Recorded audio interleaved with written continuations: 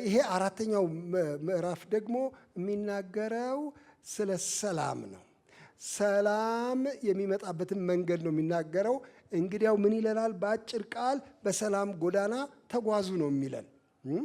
በመከራ ጽኑ፣ እርስ በርሳችሁ በእውነተኛ ፍቅር ተዋደዱ፣ አንደበታችሁን ከክፉ ጠብቁ፣ ደግሞ አሁን በሰላም መንገድ ተጓዙ ነው የሚለን ያለ እና በጣም ጥሩ መልእክቶች እንደሆኑ አይቻለሁኝ እኔ።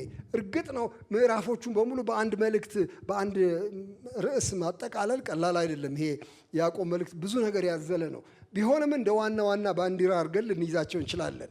ስለዚህ የጽናት መንገድ፣ የፍቅር መንገድ፣ የጥበብ መንገድ፣ አሁን ደግሞ የሰላም መንገድ ብለን አራተኛው ምዕራፍ እንደሱ አድርገን ብናየው ጥሩ ነው ብዬ አስባለሁ እና ይሄ የሁላችን ጥያቄ የሆነውን የሰላም ጉዳይ ዛሬ አብረን ከወንድማችን ያዕቆብ ጋር እነጋገራለን። እርግጥ ያዕቆብ የሚናገረው ስለ አገር ሰላም አይደለም። በቀጥታ እውነት ለመናገር ከመጠን በላይ እንዳንጎትተው ያዕቆብ የሚናገረው በተለይ በወንድሞችና በእህቶች መካከል ስላለው ሰላም ነው። በቤተ ክርስቲያን ስላለው ሰላም ነው። ለተበተኑት ለ12ቱ ስለጻፈ የፖለቲካ ሰላምን አይደለም የሚያነሳው፣ ግን እርስ በርሳችን ያለንን ሰላም ነው የሚያነሳው። ግን የሚገርማችሁ እዚህ እርስ በርሳችን ሰላም ካለን ይጋባል ብዬ እኔ ያምናለሁ። እንደዚህ የምታምኑ ሰዎች ሰላም ይጋባል። ሁከት እንደሚጋባ ሁሉ፣ ረብሻ እንደሚጋባ ሁሉ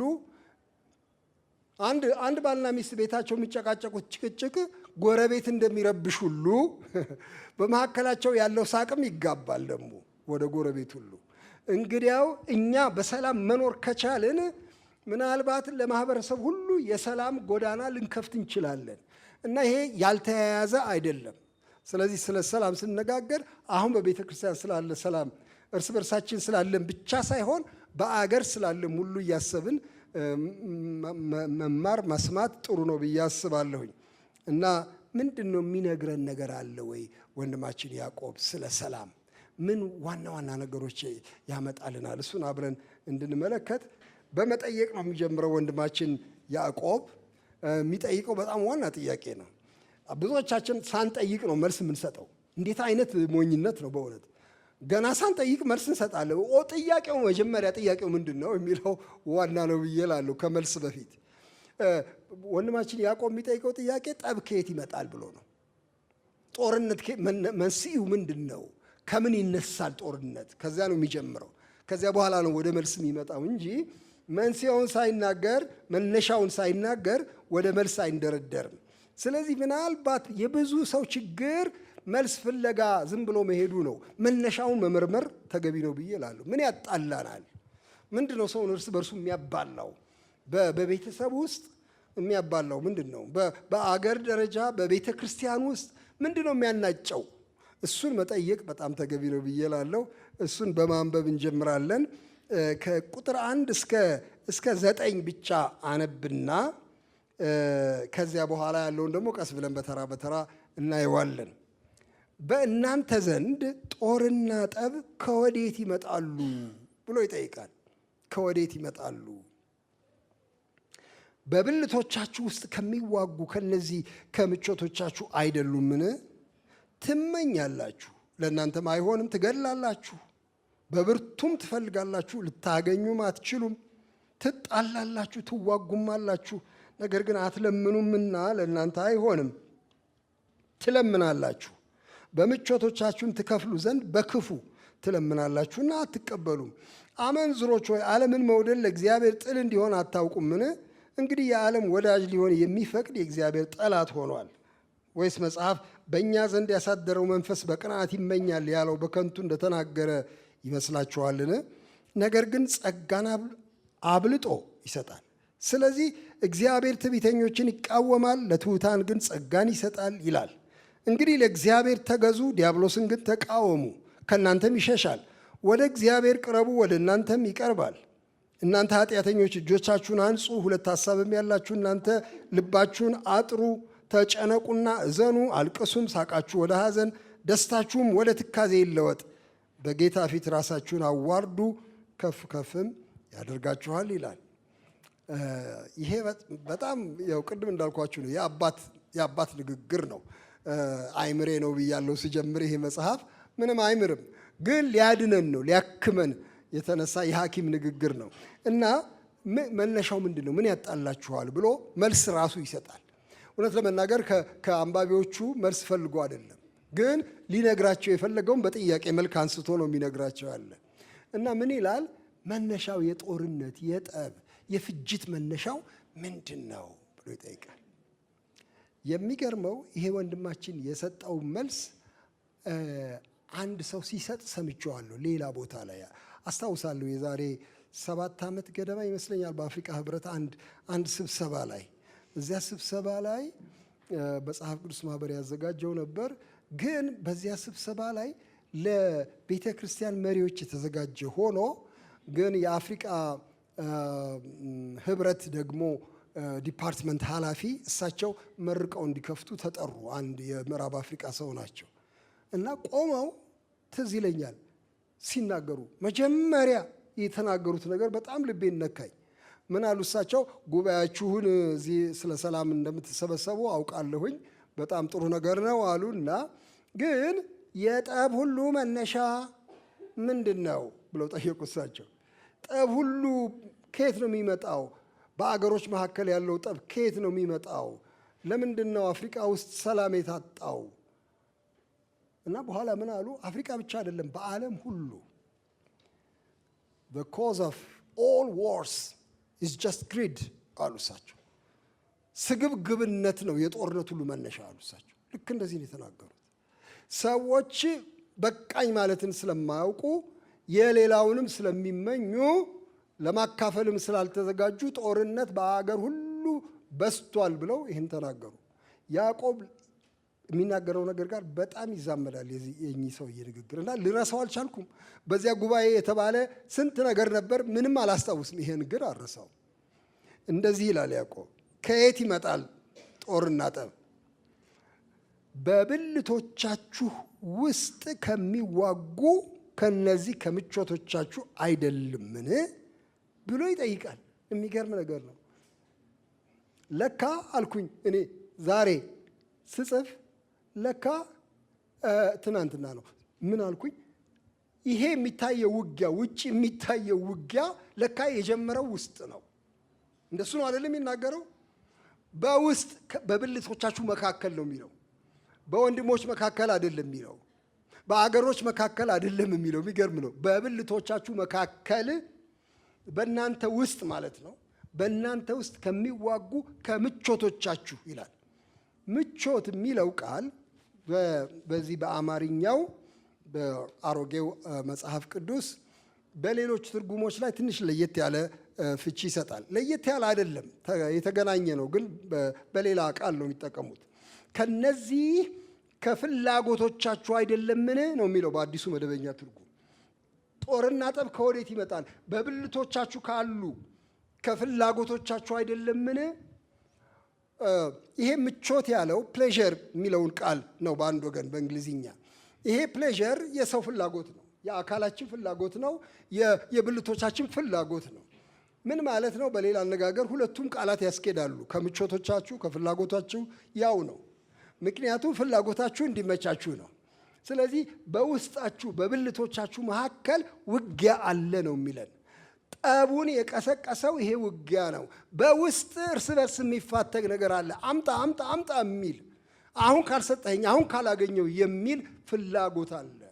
ይሄ ፍላጎት ነው ወደ ጦርነት የሚሰዳችሁ ብሎ ይላል ሐዋርያው ያዕቆብ። ምንድን ነው ይሄ ፍላጎት ማለት? ጥሩ ነው። የሰው ማንነት ውስጥ ያሉ ፍላጎቶች ምንድን ናቸው? ብዙ ናቸው በጣም። ሰው እንዲደላው የድሎት ፍለጋው ኃይለኛ ነው። የሰው በልቶ ለማደር ቢሆን፣ ለብሶ ለመዋብ ቢሆን፣ ዝና ለማግኘት ቢሆን፣ ገንዘብ ለማካበት ቢሆን፣ ንብረት ለመሰብሰብ ቢሆን፣ ታዋቂ ለመሆን ቢሆን፣ አውስቦናዊ እርካታ ለማግኘት ቢሆን ውስጡ የሚንጫጫ ብዙ ፍላጎት አለው።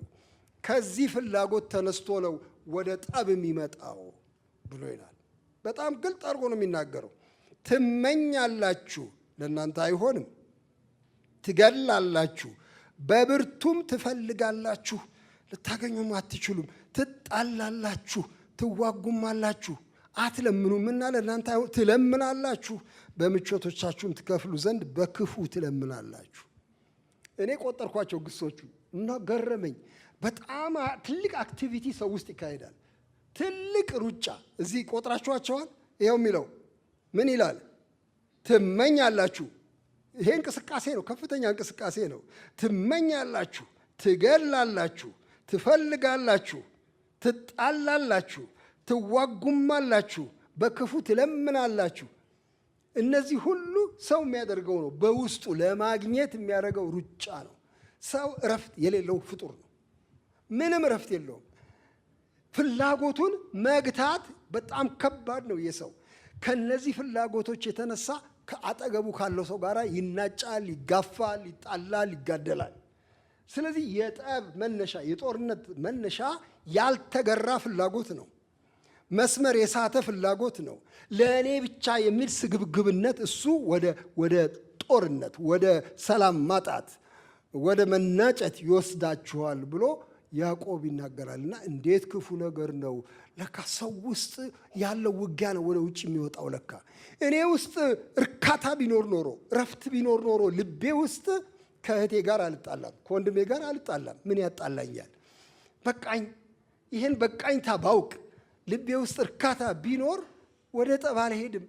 ስለምፈልግ ተጨማሪ መሬት፣ ተጨማሪ ክብር፣ ተጨማሪ በጀት፣ ተጨማሪ ኃይል፣ ተጨማሪ ስለምፈልግ እኔ ጎልቼ እንድታይ ስለምፈልግ ለጠብ በቂ ምክንያት አገኛለሁ ማለት ነው። እና ሐዋርያው ያዕቆብ ወደ ሌላ አይዞርም። የሚገርም ነው። እኔ ወረቀቴ ላይ ምን አልኩኝ?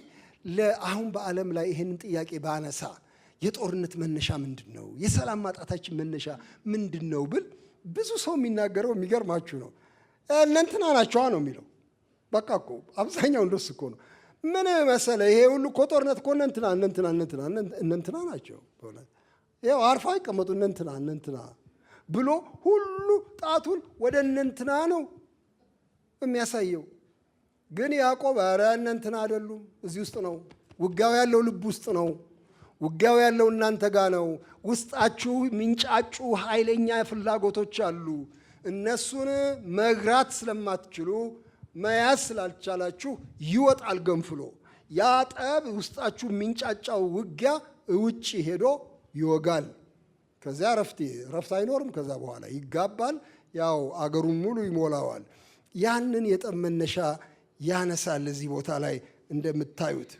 ይሄ የጠብ መነሻ እንግዲህ ምንድነው? ሐዋርያው ያዕቆብ የሚለው በጣም ከባድ ቃል ይጠቅማል። እዛ ላይ አይታችሁ እንደሆነ አመንዝሮች ሆይ ብሎ ይላል። ቁጥር 4 ላይ አመንዝሮች ሆይ ይላል። ይሄ ምንዝር በወንድና በሴት መካከል የሚደረግ ምንዝር አይደለም የሚያነሳው። በመጽሐፍ ቅዱስ ውስጥ የማመንዘር ነገር ከተነሳ በአብዛኛው በተለይ ለእግዚአብሔር የሚሰጠውን ቦታ ነጥቆ ለሌላ መስጠት፣ አምላክን ትቶ ባዕድ አምላክ ማምለክ፣ ከእግዚአብሔር ይልቅ የምንወደው ነገር እሱ ምንዝር ይባላል። እና አመንዝሮች ሆይ ሲል በጣም አያፍርም ያዕቆብ፣ ምንም አይደነግጥም። እናንተ አመንዝሮች ሆይ ብሎ ይላል። ምንድን ነው ምንዝሩ? ይኸው ቀስ ብላችሁ ይዩት። እንዲህ ይላል፣ ዓለምን መውደድ ለእግዚአብሔር ጥል እንደሆነ አታውቁምን ይላል። እናንተ ለእግዚአብሔር የታጫችሁ ናችሁ ማለት እኮ ነው። እናንተ የእግዚአብሔር ናችሁ ማለት እኮ ነው። እናንተ በኪዳን ለእግዚአብሔር የተሰጣችሁ ናችሁ። ይሄን ኪዳን ትታችሁ፣ ይሄንን ታማኝነት ትታችሁ፣ ይሄንን ፍቅረ እግዚአብሔር ረግጣችሁ ሌላ ፍቅር የሚስባችሁ ከሆነ እንግዲያው ጠብ ውስጥ ገብታችኋል። ከእግዚአብሔር ጋር መጣላት ነው ዓለምን መውደድ። ይሄ መቼም አንዳንድ ጊዜ ባይጻፍ ደስ ይለናል። በእውነት እንደዚህ አንደፍርም። እርግጥ እንደው ለምን ጻፍከው አንልም። እንዲህ ዓለምንም እግዚአብሔርንም አብሬ በወድስ ምን አለበት የሚል ድንገት ይመጣል የሰው ልብ ውስጥ። ምን አለበት ማለት ዓለም ደስ የሚል እኮ ብዙ ነገር አለ ዓለም ላይ። ዓለምንም ብወድ እግዚአብሔርንም ብወድ ምን አለበት? ግን በጣም ግልጽ በሆነ መንገድ የእግዚአብሔር ፍቅር አግላይ ፍቅር ነው። ኤክስክሉሲቭ ፍቅር ነው። ሌላ ሊጨምር የማይችል ፍቅር ነው። ይሄ እግዚአብሔር ፍቅር ነው። ባህሪው እንደዚህ ነው። አያስተናግድም ሌላ ባዕድ ፍቅር። ይሄ ኃይለኛ ነው በእውነት ልቤን ይነካኛል። እኔ እግዚአብሔር ሙሉ ፍቅር የሚፈልግ አምላክ ነው። ግማሽ ሲሶ እንዲሰጠው የማይፈልግ አምላክ ነው። ዓለምን ስትወድ ከእግዚአብሔር ጋር ጠብ ውስጥ ገባ። በቃ አብረህ ማስተናገድ አትችልም ብሎ ይላል። ዓለም ብዙ የሚወደድ ነገር አላት በእውነት። እንዴት ነው ትቻት የምኮበልለው? እንዴት ነው እማመልጠው ከዓለም? በጣም ብዙ በዓለም ውስጥ ያለው የታወቀ ነገር ነው። ማን ነው እሱ? ወንድማችን ዮሐንስ በዓለም ያለውን ጠቅለል አድርጎ በሶስት ገምዶ ያቀርብልናል አይደል እንዴ? ዓለምን ወይም በዓለም ያሉትን አትውደዱ ይልና በዓለም ያለው ምንድን ነው ብሎ በጣም ሲምፕሊፋይ አድርጎ በአንድ ሶስት ነገሮች ያነሳል። የስጋ ምኞት ነው ይላል። የስጋ ምኞት ነው። ስጋ አምጣ የሚለው ነው። የስጋ ምኞት ነው። ደግሞ የአይን አምሮት ነው። እንዴት ደስ ይላል የምንለው ሁሉ በአይን በኩል የሚገባ ግብዣ ነው። ደግሞ የገንዘብ ትምክህት ነው። ስንት ገንዘብ አለኝ፣ ስንት ሀብት አለኝ የሚል ነው። ከዚህ ሌላ እኮ የላትም ዓለም። ይሄ ነው። ይሄንን አትውደዱ፣ ዓለምን አትውደዱ። ከዓለም ጋር መወዳጀት ከእግዚአብሔር ጋር መጣላት ነው ብሎ ይህንን ቁርጥ አድርጎ ይናገራል። የፍቅር ሽሚያ ላይ እንወድቃለን። አብዛኛው የሰላማችን እጦት በዚህ የፍቅር ሽሚያ ነው። እግዚአብሔርን በፍጹም ልብህ፣ በፍጹም ነፍስህ፣ በፍጹም ኃይል ውደድ ማለት ሌላ አታስገባ ማለት ነው። በሩን ጥርቅም አድርገህ ዝጋው ነው። ፍጹም ካለ ሌላ የለህም ትርፉ ቦታ ማለት እኮ ነው። በቃ የለህም። ያ ጓደኛ ያለ እንዳልኩት ነው። እንደገና መጥቀሴ ነው። መቼም ይቅርታ ጠይቃለሁ። 17 ጊዜ ሳልጠቅሰው አልቀረሁም። ምን ላርግ? አሁን ደግሞ መጥቀስ አለብኝ። ያ ያላገባው የኔ ጓደኛ የነገርኳችሁ ስራ ይዞ ትምህርት ጨርሶ ቆየ ሳያገባና ሰዎች ሲወተውቱት እኛ ሁላችን ኧረ ምንድነው አንተ ማታገባ ስንለው ያለውን ነግሬያችኋለሁ። መልስ አይሰጥም ነበር። ዝም ብሎ ነበር የሚሄደው። አንድ ቀን አንድ የኔ ጓደኛ የሚሆን አይ ዛሬ አልለቅህም ካልነገርከኝ። ለምንድን ነው? በቃ አሁን ቤት አለ። ምንድን ነው አሁን የምትፈልገው? ስንት ዘመን ልትጠብቅ ነው አንተ? ምንድን ነው ነገሩ ብሎ አፍጥጦ ያዘው። ልቤ እኮ ነው አለው። ልብህ ምንድን ነው አለው። ትንሽ ነው አለው። ትንሽ ታዲያ ምን ይሁን? ምን ማለት ነው ትንሽ? እግዚአብሔርን ወድበታለሁ፣ ጌታን በጣም ወደዋለሁ፣ ሌላ ፍቅር የት ጋር እንደማስገባ አላቅም አለኝ። ይህን ያለው የዛሬ 30 ዓመት ገደማ ነው። እስከ ዛሬ አይጠፋም ከልቤ። ምን ማለት ነው ይሄ? እግዚአብሔር የሚወደድ አምላክ ነው። የሚወደድ አምላክ ነው። እባካችሁ እግዚአብሔር የግድ አምላክ አይደለም። በጣም ብዙ ሰው በጭንቀት የሚኖረው በቤተ ክርስቲያንም እግዚአብሔር የግድ ሆኖበት ነው። የት እገባለሁ? እሱን ጠልቼማ የት እገባለሁ በሚል ነው። ኧረ አይደለም፣ የሚወደድ ነው። እግዚአብሔር የተመሰገነ ይሁን። ደግሞ አስቀድሞ እሱ ወዶናል ነው የሚለው። እሱ ወዶናልና እንወደዋለን። ፍቅርንም የሚያፈሰው እሱ ነው በልባችን ውስጥ እና ምን ይላል ያዕቆብ? ይሄንን እግዚአብሔርን በፍጹም ልብ ሳንወደው ሲቀር ሌላ ፍቅር እየገባ ሲያሸንፈን አመንዝሮች ሆንን ይላል። እና የሚያስከትለውንም አደጋ ሲናገር እንዲህ ይላል። በጣም የሚገርም ነው። እንዲህ ይላል፣ የዓለም ወዳጅ ሊሆን የሚፈቅድ ሁሉ የእግዚአብሔር ጠላት ሆኗል ይልና ቁጥር 5 መጽሐፍ በእኛ ዘንድ ያሳደረው መንፈስ በቅንዓት ይመኛል ያለው በከንቱ እንደተናገረ ይመስላችኋልን ይላል። ይቺ ጥቅስ አስቸጋሪ ጥቅስ ናት። ለብዙ የመጽሐፍ ቅዱስ ተማሪዎች በጣም አስቸጋሪ ጥቅስ ናት። በእኛ ዘንድ ያሳደረው መንፈስ የሚለው መንፈስ ቅዱስን ነው ወይስ የሰውን መንፈስ ነው እያሉ ይሟገታሉ የነገረ መለኮት ሰዎች። የትኛውን መንፈስ ነው ማለት? መንፈስ አለን እኛ፣ ነፍስ እንዳለን ስጋ እንዳለን ሁሉ መንፈስ አለን። እሱ ነው ይቀናል የሚለው ወይስ በእኛ ዘንድ ጌታ ያኖረው መንፈስ ቅዱስ ነው ይቀናል የሚለው የሚል ብዙ ንግግር አለ። እኔ ወደ ሁለተኛው አዘማለሁ። እናንተ እንግዲህ ደግሞ በኋላ ቀስ ብላችሁ ትመረመራላችሁ። የእግዚአብሔር ምክንያቱም ስለ ቅንዓት ነው የሚናገረው። እግዚአብሔር ቀናተኛ አምላክ እንደሆነ በሌላ ቦታም ላይ ተነግሯል። ስለዚህ ያ መንፈስ በእኛ ውስጥ ያደረ መንፈስ ይቀናል ይላል። እንዴ እግዚአብሔር እንዲህ አይነት ነገር አለበት? አዎ አለበት። ልክ ነው እንዴ መቅናት? በእግዚአብሔር በኩል ልክ ነው። ስለምን እግዚአብሔር ቀና ማለት ሌላ እሱን የሚያክል ማንም የለም። እንግዲያው ሌላ ነገር ከሱ ጋር ማስተካከል ማለት ስህተት ነው፣ ልክ አይደለም። ለእኛም ጥፋት ነው፣ ለእግዚአብሔርም ስድብ ነው። ከዚህ የተነሳ በውስጣችን ያሳደረው መንፈስ ይቀናል ይላል። እግዚአብሔርን እናስቀናውን የሚል ጥያቄ እኮ ነው። እኛ ከሱ እንበልጣለን እንዴ? እናስቀናው እግዚአብሔርን? ዓለምን፣ ሌሎች ነገሮችን በመውደድ እስቲ ምን ታመጣለህን በለው እንዴ? ይሄ ከባድ ችግር አይደለም እንዴ ብሎ ስለ ፍቅረ እግዚአብሔር ይናገራል።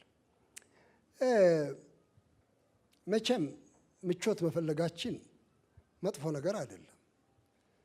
በእውነት በጣም ሰፊ ቤት፣ ጥሩ ቤት ሰው አግኝቶ ቢኖር ምን ክፋት አለው?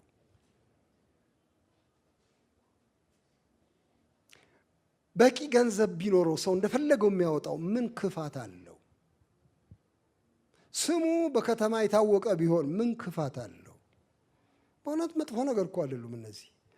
ይኸውላችሁ ሁልጊዜም ፉክክር ሲገቡ ግን አደጋ አላቸው። ከእግዚአብሔር ጋር ሲፎካከሩ፣ አንዳንድ ጊዜ እግዚአብሔር ያለውን ላለመታዘዝ ምክንያት ሲሆኑ፣ አንዳንድ ጊዜ ከእግዚአብሔር ጋር ሲያጣሉን ግን አደጋ አላቸው። ሁሉም ነገር ጥሩ የሚባለው ሁሉ አደጋ አለው።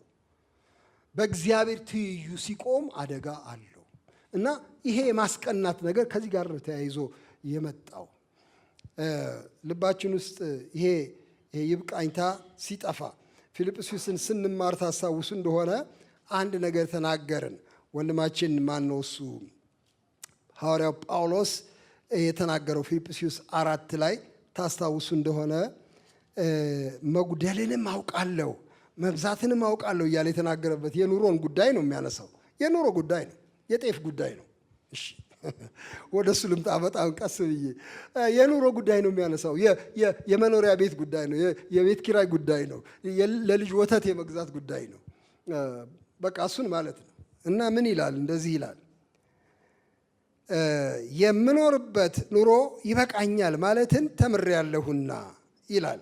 ቁጥር 12 ላይ መዋረድንም አውቃለሁ መብዛትንም አውቃለሁ፣ በእያንዳንዱ ነገር በነገር ሁሉ መጥገብንና መራብን መብዛትንና መጉደልን ተምሬያለሁ፣ ኃይልን በሚሰጠኝ በክርስቶስ ሁሉን እችላለሁ ይላል። እነዚህ ነገሮች በስተውልኝ ያውቃሉ፣ ተትረፍርፎ አንዳንድ ቀን አውቀዋለሁ በደንብ፣ አንዳንድ ቀን ደግሞ ጎለውኝ አውቃለሁ ይላል ሐዋርያ ጳውሎስ። እንዴት እውነተኛ ሰው ነው! አንዳንድ የሚሰብኩ ሰዎች አሉ፣ አንድ ቀንም እንዳይጎልብህ የሚሉ ከየት እንደሚያመጡት እኔ አላቅም። በእውነት አንድ ቀንም ሊጎልብህ አንተ እንዴት የእግዚአብሔር ልጅ ሆነ ይላሉ። ኧረ ይኸው ይሄ እግዚአብሔር ልጅ አልነበርም ይሄን የጻፈው ጳውሎስ። መጉደልን አውቃለሁ፣ መብዛትን አውቃለሁ፣ መዋረድን አውቃለሁ፣ ግን ምን ተማርኩ ይላል? ይበቃኛል ማለትን ተምሬያለሁ ይላል።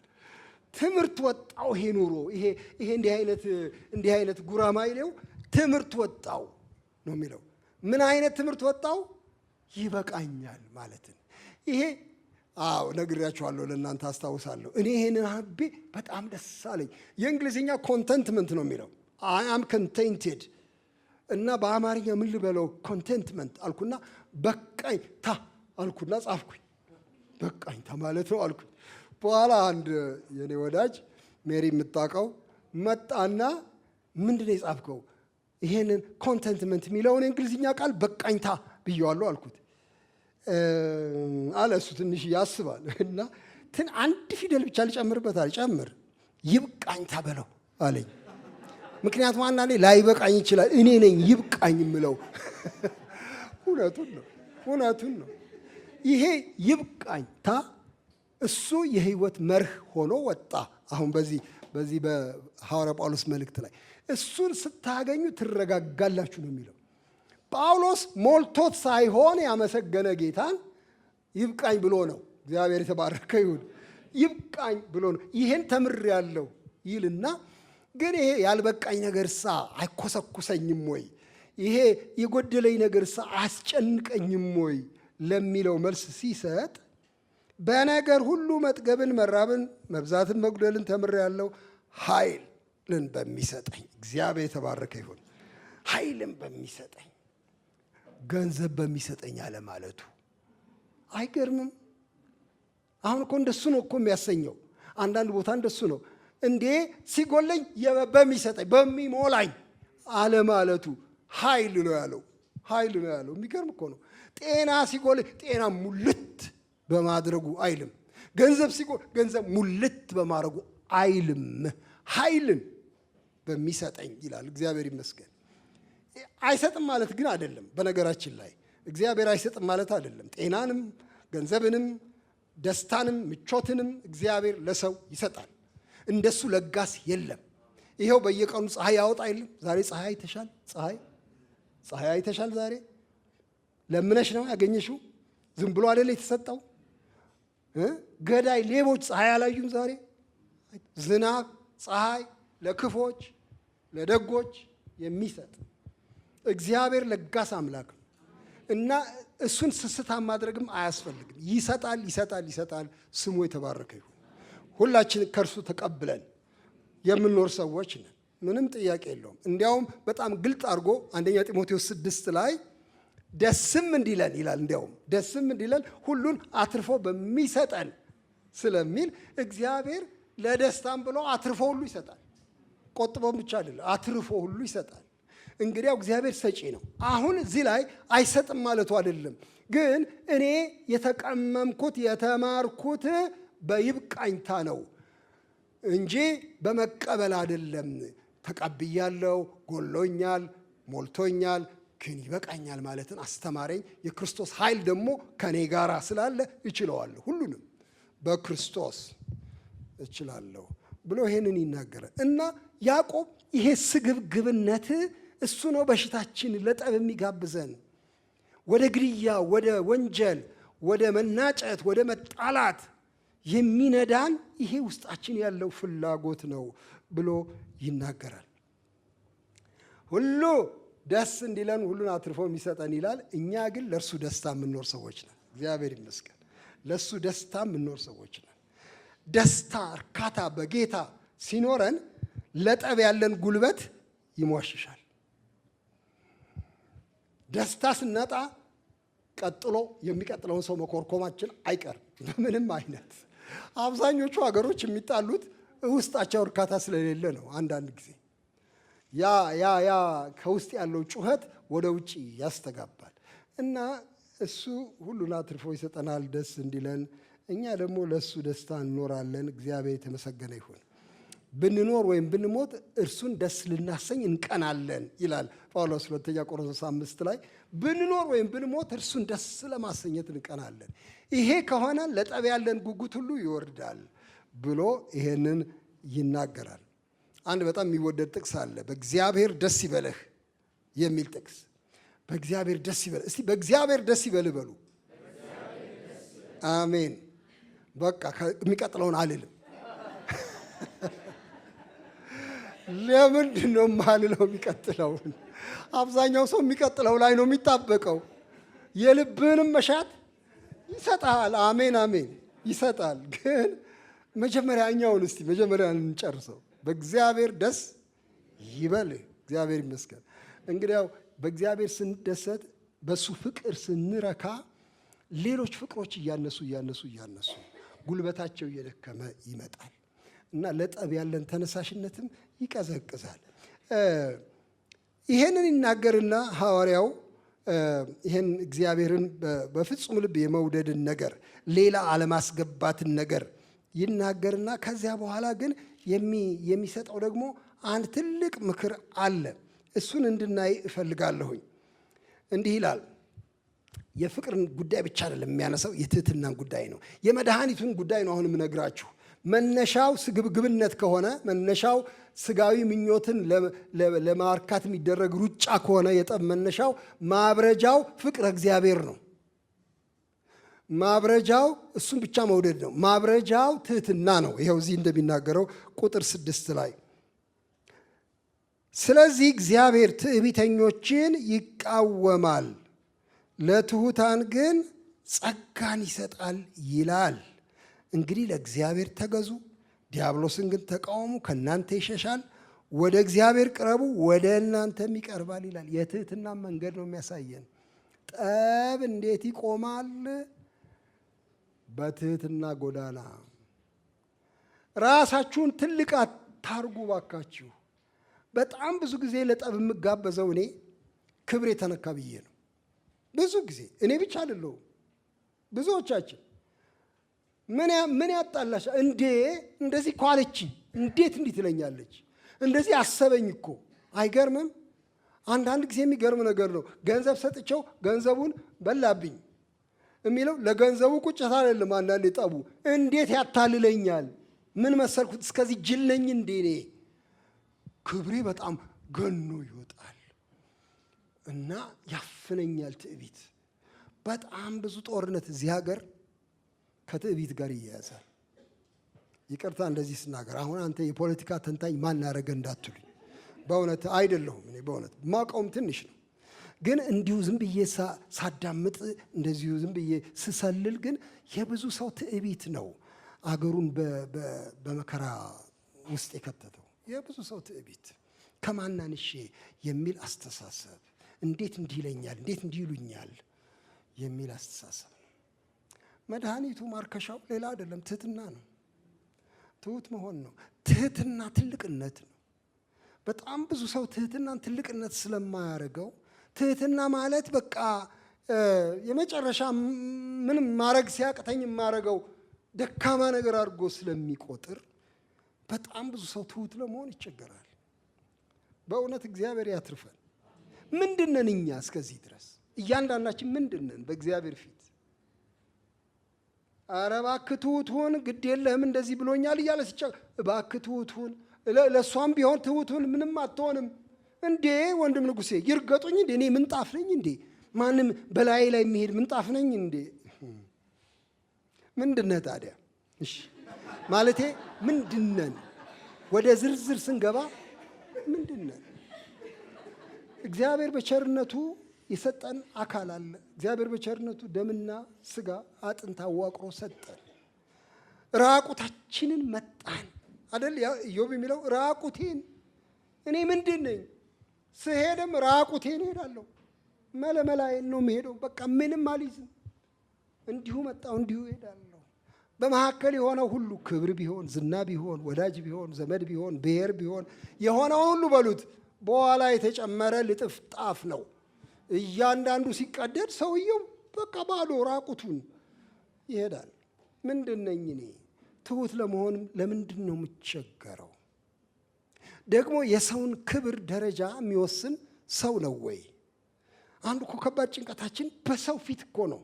ሰው እኮ ባይኖር፣ በእውነት ሰው እኮ ባይኖር አንጀነንም እኮ። እስቲ በመሬት ላይ ሰው አይኑር። እስቲ ብቻችሁ የምትኖሩ ቢሆን ጨርቅስ ትለብሳላችሁ? እንዲያውስ በእውነት ጎዳናው ላይ ትከሻችሁን እየሰበቃችሁ ትጎማለላላችሁ? ኧረ ማን እንዲያየው? በጣም እኮ እኛ ሚዛናችንን ሰው ስላደረግን ነው እኮ የምንጨነቀው። እንትና ምን ይለኛል፣ እኔ ስለካ የት ጋነኝ ያለሁት የሚል ጭንቀት ነው። ግን እግዚአብሔር ልኩን ያውቃል። ከዚህ የተነሳ ትሑታን ሆኑ። ይሄውላችሁ፣ ይሄ በጣም አስፈላጊ መሆኑ የምታውቁት በጌታችን በኢየሱስ ነው። ዮሐንስ ወንጌል 13 ላይ ልወስዳችሁ ነው። እንዴት ትሁት ሆነ ጌታ ኢየሱስ ለሚለው መልስ እናገኛለን። እዚያ ላይ በጣም ያስገርመኛል። ዮሐንስ 13 ላይ እንደምታውቁት እግር ያጠበበት ታሪክ ነው እና እግር ከማጠቡ በፊት ዮሐንስ የሚናገረው አስገራሚ ነገር አለ። ማንም ጸሐፊ እንደዚህ ሊጽፍ አይችልም። እራት ሲበሉ ተነስቶ እግር አጠበ ይላል እንጂ ሌላ ነገር አይጽፉም አብዛኛው ሰው። እኔም ጻፍ ቢሉኝ የሚገርም እኮ ነው። ለራት ተሰብስበን ሳለ ድንገት አፈፍ አለ እና ገበቴ ይዞ እግር ልጠብ አለ ነው የምለው።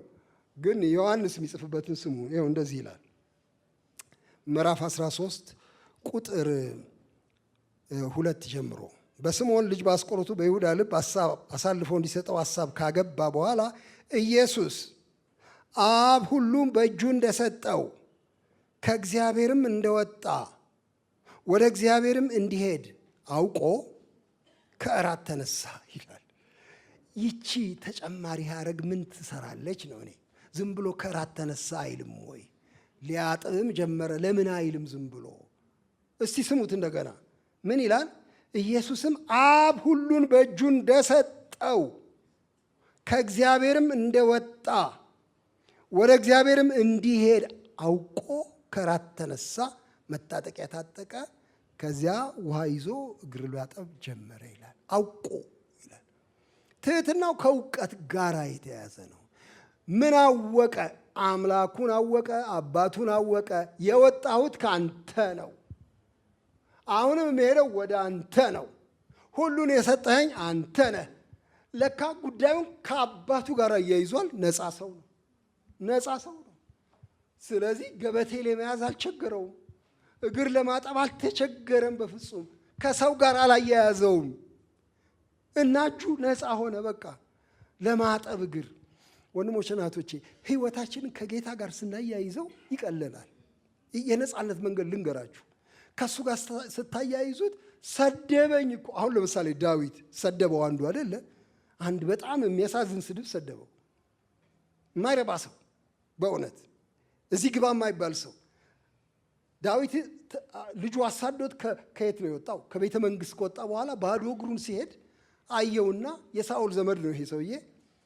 ከሩቅ ድንጋይ እየወረወረ እግዚአብሔር መለሰብህ፣ የሳኦልን ዙፋን ወስደ እግዚአብሔር ዋጋህን ከፈለ እያለ ይሰድበዋል። በኋላ ተበሳጨ ኢዮአብ የጦር አለቃው። ይህን ሰውዬ በቃ አንገቱን አንዴ ልቀንጥሰው እንዴ ይለዋል። በቃ ላሳርፈው፣ ይሄ ምላሱን ያለበትን አካል አንድ ላይ ልቁረጠው ብሎ ሲል ዳዊት ነገሩን ከማጋር አያያዘው፣ ከማጋር አያያዘው፣ ከእግዚአብሔር ጋር አያያዘው። የተረፈው ለዚህ ነው የተረፈው። ዳዊት እንዴ ስደበው ብሎትስ እንደሆነ እንደዚህ ይላል። ስደበው ብሎትስ ከሆነ ያን ቀን ይራራልኛል እግዚአብሔር፣ ይሄን ቆጥሮ ተወው አለው። ነገራችንን ከሱ ጋር ስናያይዝ እረፍት ይመጣል።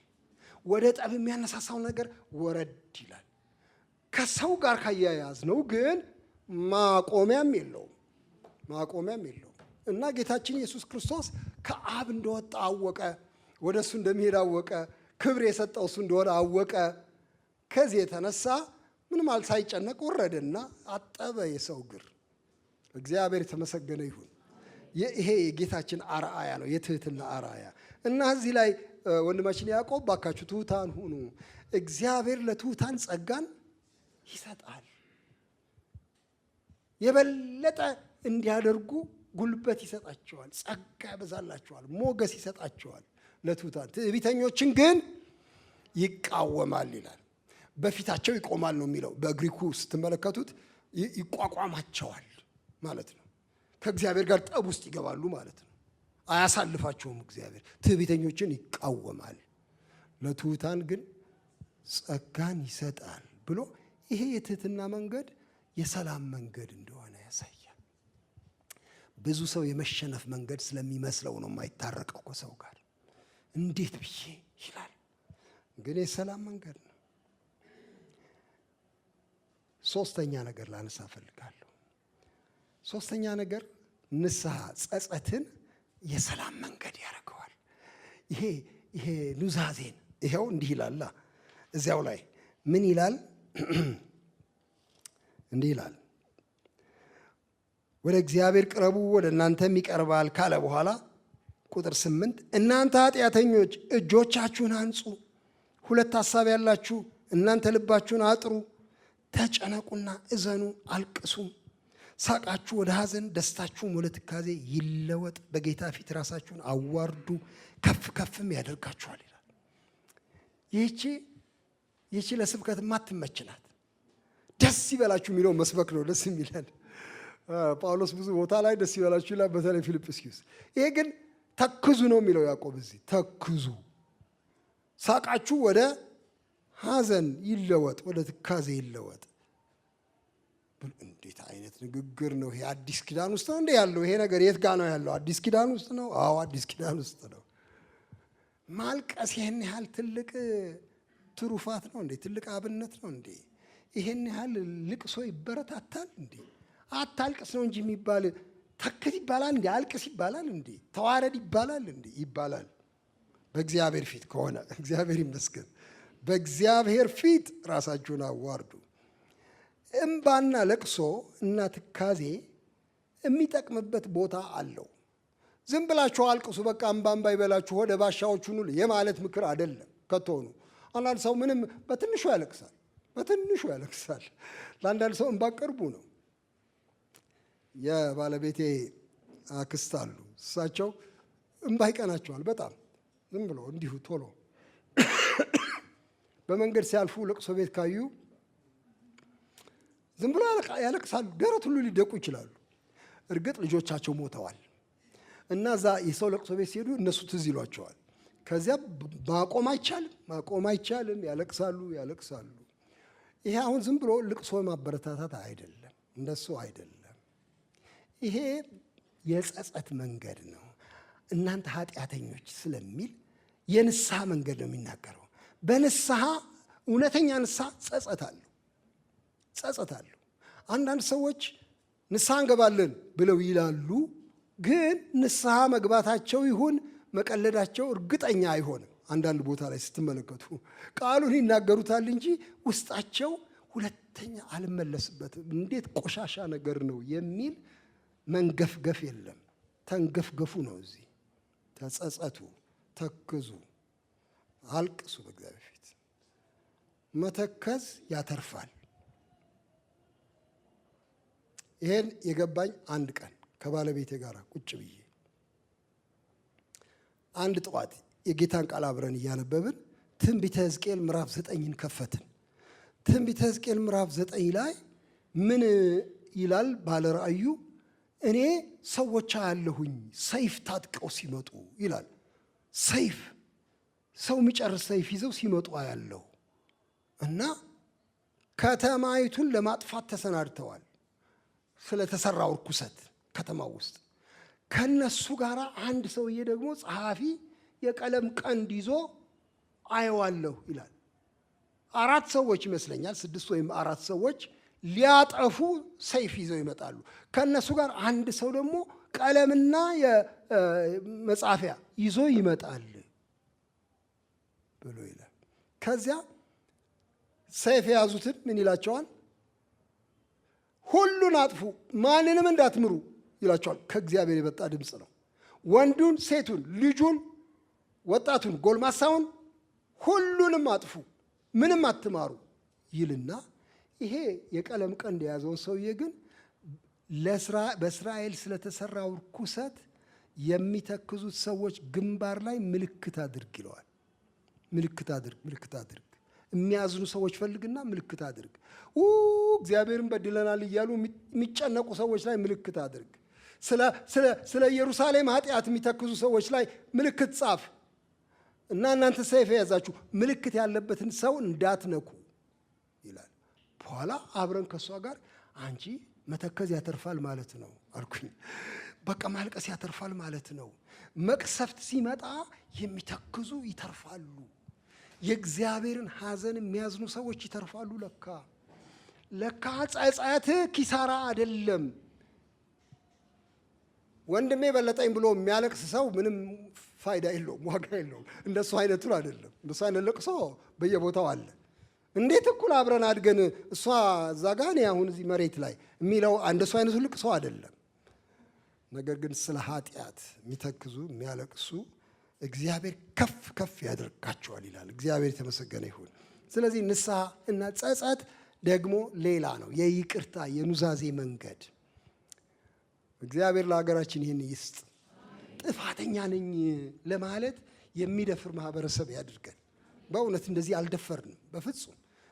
እኔ በምንም አይነት እንትና ነው ሁልጊዜም እንትና ነው እንጂ እኔ በፍጹም። ግን እንዲያው ያጠፋው ከመሰለ ይቅርታ፣ ይቺ ሽንገላ ትባላለች። ይሄው እንዲህ አይነቱ ግን ያተርፋል ብሎ ይናገራል። እሺ አሁን ሁለተኛ ዋና ነገር አነሳለሁኝ። ቶሎ ብዬ እሄዳለሁ። ቅድም የጠብ መነሻውን አነሳን። የሰላምን መንገድ ሶስት መንገዶች አየን። ለእግዚአብሔር ብቻ ፍቅርን መስጠት የሚለውን እውነተኛ ፍቅር ከሱ ጋር የሚተካከል ምንም ፍቅር እንዳይኖረን መንገዱ ይሄ ነው አለን። ዓለምን መውደድ ኪሳራ ስለሆነ የጠብ መንገድ ስለሆነ። ሁለተኛ ትህትና አለን። ሶስተኛ ደግሞ እውነተኛ ጸጸት አለን። አሁን ደግሞ ሌላ ነገር ልናነሳ ነው። እንግዲህ ያዕቆብ እንዲህ ይላል ቁጥር 11 ጀምሮ ወንድሞች ሆይ እርስ በርሳችሁ አትተማሙ። ወንድሙን የሚያማ በወንድሙም የሚፈርድ ሕግን ያማል፣ በሕግም ይፈርዳል። በሕግም ብትፈርድ ፈራጅ ነህ እንጂ ሕግን አድራጊ አይደለህም። ሕግን የሚሰጥና የሚፈርድ አንድ ነው፣ እሱም ሊያድን ሊያጠፋም የሚችል ነው። በሌላው ግን የምትፈርድ አንተ ማን ነህ? ሁለተኛ የጠብ መነሻ፣ የጦርነት መነሻ መፈራረድ። ቅድም እንዳልኩት በእግዚአብሔር ቦታ ሆኖ ብይን መስጠት። እነዚህ የሚባሉ ሰዎች አይረቡም። ብይን መስጠት። እንትን የሚባለው ብሔር ከንቱ ነው። ብይን መስጠት። እነንትና የሚባሉ ሰዎች አውሬዎች ናቸው። ብይን መስጠት። በእነንትና ላይ ስቅላት ነው የሚያስፈልገው። ብይን መስጠት። ፈራጅነት ወንድምን ማማት ይለዋል፣ መተማማት ይለዋል። መፈራረድ ነው። ዝቅ ብሎ ስናየው መፍረድ ነው። እና ምን ይላል ያዕቆብ ሲናገር? አንተን ማን ነው ፈራጅ ያደረገ? አሁን እኮ አንተ የምትፈርደው በሰውየው ላይ ብቻ አይደለም፣ በሕግም ላይ ነው። ምክንያቱም አንተ ሕግ የምታወጣ ሰው አይደለህም እኮ። አንተ ሕግ የምትበይን ሰው እኮ አይደለህም። እንዴት ነው እንደዚህ ብለህ የምትፈርደው? ሕግን የሚሰጥ የሚፈርድም አንዱ ነው አይደለም የሚለው። ይሄ ያዕቆብ ተደራሲያን ያውቁታል። ይሄ አንዱ ማን እንደሆነ። አንዱ እግዚአብሔር ብቻውን። እሱ ሕግ አውጪም ነው፣ ሕግ አስፈጻሚም ነው። ከሱ ነው የሚፈልቀው ሕግ። ትክክል ይሄ ነው፣ ትክክል ያልሆነው ይሄ ነው ብሎ የሚበይን እሱ ነው። ከዚያ በኋላ ደግሞ በዚያው መሰረት የሚያስፈጽም የሚቀጣ እሱ ነው። አንተን በሱ ቦታ ላይ ማን ሾመህ? ይሄ በማህበረሰብ መካከል ያለ የሕግንና የዳኝነትን ስራ የሚጻረር አይደለም። ግን ወንድሙን የሚያማ ስለሚል በወንድሞች መካከል ያለ የእርስ በርስ መፋተግን ነው የሚያሳየው። እንደዚህ ሲሆን ሰላም አይመጣም። ሁሉ ዳኛ በሆነበት ቦታ ሰላም አይመጣም። ምክንያቱም መነሻውን ራሱ ያደርጋል። ሕጉ ራሱ ጋር ያለው ይሄ ነው ሕጉ ይላል። ብይን የሚሰጥም ራሱ ነው፣ የሚያስፈጽምም ራሱ ነው። ሰይፍ በእጁ ቢታጠቅ ደግሞ ያው ቅጣቱን ይሰጣል። እንደዚህ ቦታ አትያዝ፣ የእግዚአብሔርን ቦታ አትያዝ። ወንድሞቼና እህቶቼ እንዲያው እግረ መንገዴን ይሄ መናገር እፈልጋለሁ። ብዙ ማናቃቸው ነገሮች አሉ። አንዳንድ ጊዜ ሰይፍ አንስተን ሰዎችን ባንገድልም በልባችን እንገድላቸዋል። ቆጥረን 1 2 3 ይሄ ሰውዬ መሞት ነው ያለበት ብለን እንፈርዳለን በልባችን። አንዳንዴ በአፋችንም ይወጣል። እንዲህ አይነቱ ሰው መኖር አለበት እንዲህ ብለን ሁሉ እንላለን። ሁሉን አናቅም። ትንሽ ልባችንም ያዝ ማድረግ ጥሩ ይመስለኛል። በእግዚአብሔር ቦታ መሆን ደግሞ አንችልም። እና ያዕቆብ እንደዚህ አታድርጉ ብሎ ይላል። ጠብ የሚቀንሰው አንዱ ነገር ከመፍረድ በፊት ሁኔታዎችን ቀስ ብሎ ማየት ነው። እስቲ ለምንድን ነው ዝም ብዬ? አብዛኛው ፍርድ የጀማ ፍርድ ነው። እዚህ ሀገር የጀማ ነው፣ የሰዎች ጩኸት ነው ፍርድ ነው ወይ? ግን ሁሉም በዝርዝር የሚያውቅ አምላክ እሱ ይፈርዳል። ሊያድን ሊያጠፋም የሚችል እሱ ነው ብሎ ይላል። የመጨረሻው ወደ መጨረሻ ልመጣ ነው። 2 ነገር ነው እስካሁን ያየነው። አይታችሁ እንደሆነ የጠብ መነሻው ስግብግብነት፣ እርካታ ማጣት፣ አይበቃኝም ማለት፣ ከዚህ የተነሳ በጣም መፈለግ፣ ይሄ በብልቶቻችን መካከል የሚዋጋ ስጋዊ መሻት፣ እሱ ወደ ጠብ ይወስደናል። ምክንያቱም ሳናገኝ ሲቀር እንዋጋለን። የማይቀር ነገር ነው። ሳናገኝ ሲቀር እነጥቃለን።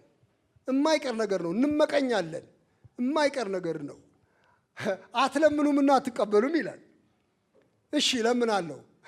ከዚያ ደግሞ ያዕቆብ አይምርም መቼም በእውነት በክፉ ትለምናላችሁና አትቀበሉም ደግሞ ይላል። የልመናም አይነት አለው ነው ባጭሩ። በምቾቶቻችሁ ትከፍሉ ዘንድ በክፉ ትለምናላችሁ ማለት ምን ማለት ነው? የሥጋ ፍላጎቶቻችሁን ለማርካት ብቻ በተሳሳተ ሞቲቭ ትለምናላችሁ። አምላክን አይሰጣችሁም። ይሄ የተሳሳተ ምኞት። ሰውየው እግሩ ሰንካላ ነበር አሉ። ሽባ ሆኖ በዊልቸር እየሄደ ጎረምሳ ነው እና ለጸሎት መጣ እና የሚጸልየው ሰውዬ አሁን ስጸልይልህ ብትድን ምንድን ነው የምታደርገው በእግርህ ብሎ ጠየቀው አሉ። የሰማሁትን ነው። እደንስበታለሁ ሄጄ ናይት ክላብ። ይኸው ለምንድን ነው የምትለምኑትን ገንዘብ ጌታዊ ስጠኝ የምትሉ ለምንድን ነው? ቤት ስጠኝ የምትሉ ለምንድን ነው? እንትና ጓደኛ ቤት አግኝቷላ እኔ እዚህ በኪራይ ስንት ዓመት እንዴ! እኩል መሆኔ መታየት አለበት። ክፉ ልመና ይባላል። ትዳር ስጠኝ ለምን? እንዴት ታናሽ እህቴ አገባቻ እኔ ቆሜ ልቅር? ምን አይነት ነገር ነው? እሺ እየራራው ነው የምናገር። እኔ አሁን በጣም ጨካኝ ነው የሚመስለው ልካ ስናገር ነው ወይስ እንዴት ነው? ጨካኝ ነው የሚመስለው። በጨካኝ አይደለም እንዴ። ይሄን ነገር መግለጤ ብቻ ነው። ምክንያቱም ብዙ ጊዜ ብዙዎቻችን እንደዚህ ባለ ነገር እንፈተናለን። ብዙዎቻችን አንዳንዴ የምንለምነውን እንኳን አናውቅም። ለምሳሌ ማን ነበር ክፉ ልመና የለመነው? የዘብዴዎስ እናት አይደል? ከልጆቿ ጋር ጌታ ሆይ አንተ በመንግስት በመጣ ጊዜ ልጆቼ አንዱ በቀኝ አንዱ በግራ እንዲሆኑ። ምናልባት በገርነት ነው የለመነችው እሷ። የምትለምኑትን አታውቁም አለ ጌታ። ምክንያቱም በላጭነት ነው የፈለጉት እነሱ፣ በላጭነት ነው የፈለጉት። 10 ሰምተው ተቆጡ ይላል እዚያ ላይ። ትዝ ይላችኋል? 2 ሲለመንላቸው በእናታቸው በኩል ሲያስለምኑ፣ አንድ ወንጌል ራሳቸው ለመኑ ነው የሚለው፣ አንደኛው ወንጌል ደግሞ እናታቸው ሄዳ ለመነች ነው የሚሉት። በሁለቱም መንገድ ሲያስለምኑ 10 ተቆጡ ይላል። እና እኔ እንዴት ጌታ እንደዚህ ታስጨንቁታላችሁ የክብር ቦታ ስጠን ብላችሁ እያሉ ይመስለኛል አልኩት ለዚያ ጓደኛዬ። ለምንድን ነው የምታስጨንቁት ጌታን? በቀኝና በግራ እንቀመጥ እያላችሁ ዝም አትሉም ወይ እያሉ ነው። አይምሰልህ አለኝ። ታዲያ ምንድን ነው እኛ የት ሄደን ነው የሚሉት አለኝ። እነሱ ቀኝና ግራ የሚቀመጡት። እሺ እኔ አላውቅም፣ ስንደርስ እንጠይቃለን። በምን ሂሳብ ነው የጠየቃችሁት ብለን ግን ይኸውላችሁ ይሄ ልመና ንጹሕ አይደለም። ከሁሉ ለመብለጥ የሚደረግ ልመና ነው። ጌታም አልተቀበለውም። እኔ አልሰጥም አለ። አባቴ ነው የሚሰጠው በቀኝ በግራ መቀመጥ። ግን ለመሆኑ የኔን ጽዋ ትጠጣላችሁ ወይ? ጉጉታችሁ ስግብግብነታችሁ ለማዕረግ ነው። ግን እኔ የምካፈለውን ጽዋ እንጠጣለን ጭልጥ አድርገን። ጌታ በጣም እዛ ጋ ትልቅ ምጸት ተናገረ። አይቀርላችሁም አላቸው፣ ትጠጣላችሁ። ግን አሁንም መቀመጥ በግራና በቀኝ የሚሰጥ ማን ነው? አባቴ ነው። እሺ በክፉ ትለምናላችሁና አትቀበሉ። ስለዚህ አንዱ ችግር ይሄ ስግብግብነት ነው፣ የሰላም እጦትን የሚያመጣው። ሁለተኛው ችግር ደግሞ ቅድም እዛ አሁን እንዳነበብነው ነው። እሱ ምንድነው? መፍረድ ነው በሰዎች ላይ፣ የእግዚአብሔርን ቦታ መውሰድ፣ ፈራጅነት። እሱ ሌላ የጠብ መነሻ። ሶስተኛ መጨረሻ ላይ ቁጥር 13 ጀምሮ አጉል ትምክህት፣ እሱም ሰላም የሚያሳጣ ነገር ነው። አሁንም ዛሬ ወይም ነገ ወደዚህ ከተማ እንሄዳለን፣ በዚያም ዓመት እንኖራለን፣ እነግድማለን፣ እናተርፍማለን የምትሉ እናንተ ተመልከቱ። ነገ የሚሆነውን አታውቁምና ሕይወታችሁ ምንድን ነው? ጥቂት ጊዜ ታይቶ ኋላ እንደሚጠፋ እንፋሎት ናችሁና። በዚህ ፈንታ ጌታ ቢፈቅድ ብንኖርም ይህን ወይም ያን እናደርጋለን ማለት ይገባችኋል። አሁን ግን በትዕቢታችሁ ትመካላችሁ። እንደዚህ ያለ ትምክህት ሁሉ ክፉ ነው። እንግዲህ በጎ ለማድረግ አውቆ ለማይሰራው ኃጢአት ነው ይላል ያዕቆብ። ለምንድን ነው የተቃወመው? እቅድን ምን አለበት ቢያቅዱ? ለነገ ቢያቅዱ ምን አለ? አሁን 2017 ይመጣል፣ ብናቅድ ምን አለበት? ይኸው እንደዚህ ነው እኮ ዛሬ ወይም ነገ ወደዚህ ከተማ እንሄዳለን ነው የሚሉት፣ እናነግዳለን፣ እናተርፋለን። ታዲያ ምን አለበት በእቅድ ቢመሩ የሚል ጥያቄ ሊነሳብን ይችላል። ግን ያዕቆብ ነገሩን የተመለከተው እነዚህ ሰዎች በራሳቸው የተሞሉ ናቸው። በራስ የተሞሉ ሲያቅዱም ሲያስቡም ሲመኙም ሲንቀሳቀሱም ዋና የሆኑት እነሱ ራሳቸው ናቸው። በኋላ ፊደሎቹን ስመለከት ቀስ ብዬ ግሶቹን ስመለከት እውነትም ማንንም አያስገቡም። የሚሉት ዛሬ ወይም ነገ በጊዜ ላይ ባለቤት ናቸው። ዛሬ ወይም ነገ ወደዚህ ከተማ እንሄዳለን፣ በቦታም ላይ ባለቤት ናቸው። እዚህ ከተማ እንሄዳለን፣ ጊዜውንም ያውቁታል። ዛሬ ወይም ነገ እንሄዳለን። ስንት ጊዜ እንደሚቆዩም ሁሉ እርግጠኞች ናቸው። በዚያም ዓመት እንኖራለን፣ እንነግድም አለን፣ እናተርፍም አለን። በሙሉ እኛ ነው። እዚህ እንደምታ በሙሉ እኛ ነው። ይሄ ትዕቢት ነው፣ ይሄ ትምክህት ነው ብሎ ይላል። መቃወሙ ነው ወይ እቅድን ብዬ አንድ ቀን በጣም ጠየቅኩኝ። አይደለም። ምክንያቱም እታች መልሶ ምን ይላል? ጌታ ቢፈቅድና ብንኖር ይህን እናደርጋለን በሉ ይላል አይደል? ስለዚህ እቅዱን አልተቃወመም እኮ።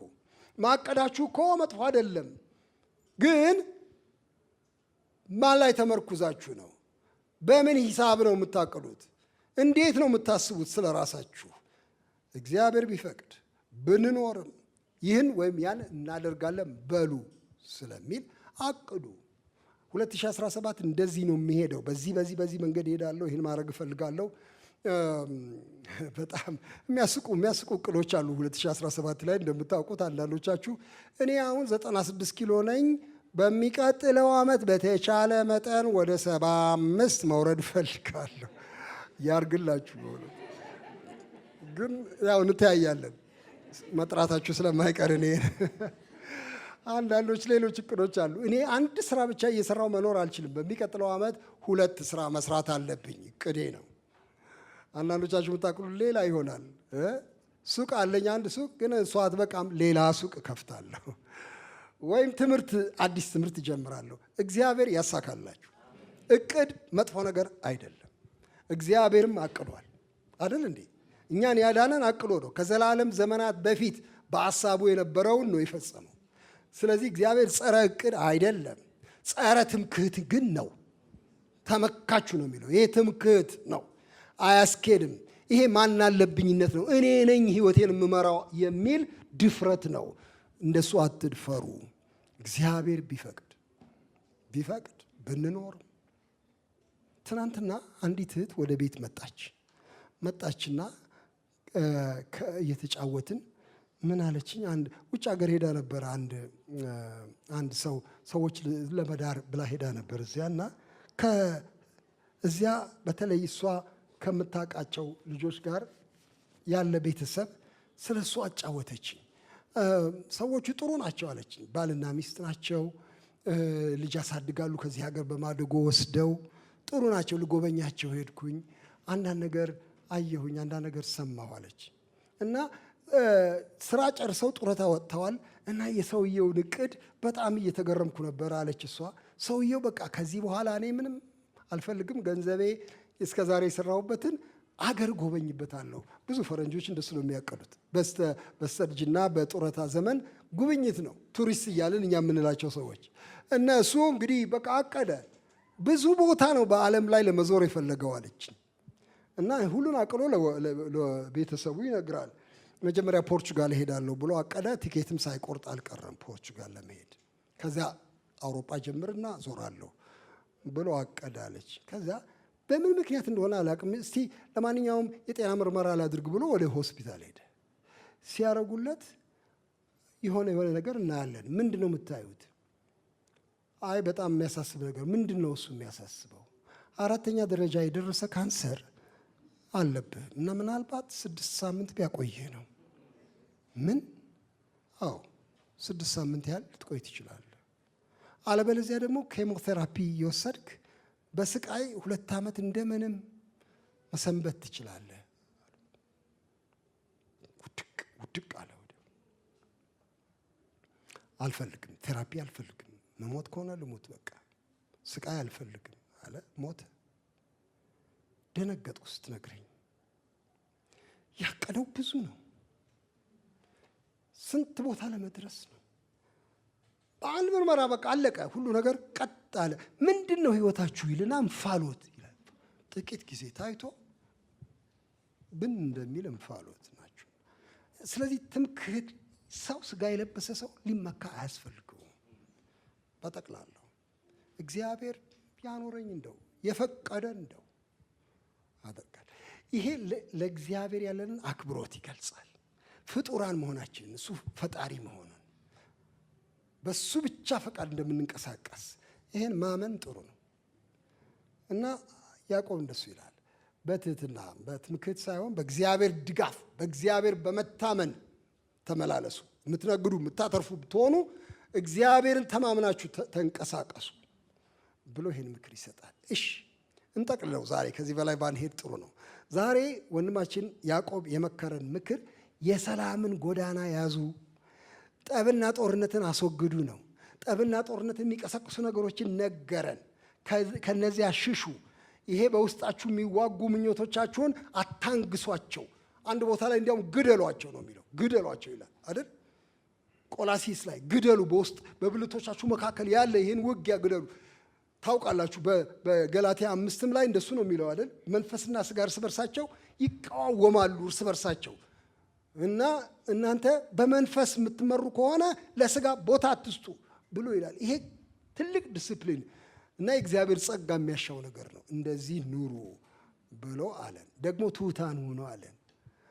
በዚህ መንገድ ጠብን ታርቃላችሁ፣ የሰላምን ጎዳና ትይዛላችሁ። ደግሞ እምነታችሁ በእግዚአብሔር ላይ ብቻ ይሁን። ብዙ ጠብ የሚመጣው ልንገራችሁ በእግዚአብሔር ላይ ያለ እምነት ሲጎድል ነው። በክንዴ ላይ መታመን ሲጀምር ነው። ክንዴ ደግሞ ማስተማመን ሲሆን እፈራለሁ። ስፈራ በትሬ 10 ነው። የፈሪ ዱላ 10 ነው። ይህንን ወረውራለሁ፣ ያንን ወረውራለሁ፣ እዋጋለሁ፣ ፈርቻለሁ። በእግዚአብሔር ታመኑ። የሚያኖር እግዚአብሔር ነው። በእሱ ስትታመኑ ለጠብ ያላችሁ ጉጉት ይቀንሳል። እግዚአብሔር የተመሰገነ ይሁን። እግዚአብሔር ሰላሙን ያውርድልን። እንጸልይ እስቲ።